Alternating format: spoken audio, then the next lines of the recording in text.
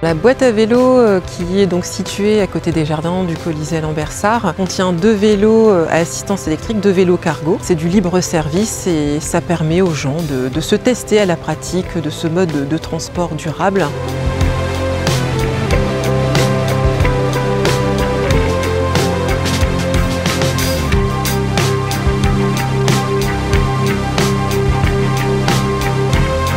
J'y fais appel une fois tous les 15 jours, donc c'est hyper sympa de pouvoir essayer et puis de se faire à la conduite parce que c'est pas tout à fait la même chose que de conduire un vélo. On n'a pas de garage, donc ce serait compliqué de le stocker chez nous. Ça me permet de pouvoir vadrouiller dans la ville tranquillement avec mes 2 enfants, la poussette. Je voulais justement pouvoir tester un vélo cargo avec l'optique d'en acheter un à l'avenir.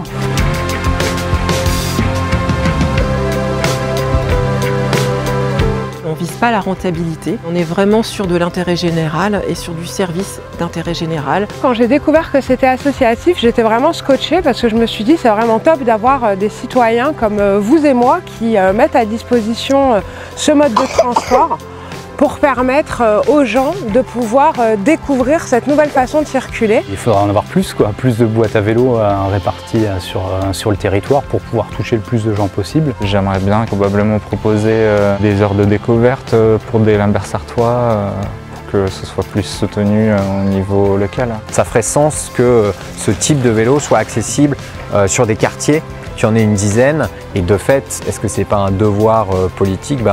C'est une bonne question. Les boîtes à vélo, elles devraient être maillées sur d'autres territoires. Demain, il faudrait qu'il y en ait à Lille, à Tourcoing, à la Madeleine, à Marcq-en-Barœul. Si la boîte à vélo venait à disparaître, Ça serait vraiment nul, ça serait vraiment naze. ce serait dommage et triste parce que, encore une fois, ça crée de l'émulation, ça crée une découverte. Ce serait du chagrin pour moi personnellement. Ça m'a donné envie de faire du vélo, de sortir de plus en plus de chez moi et de profiter de l'extérieur. Ça serait vraiment contraire aux valeurs qu'on essaye d'instaurer actuellement avec moins utiliser sa voiture, moins polluer, découvrir des modes de transport alternatifs.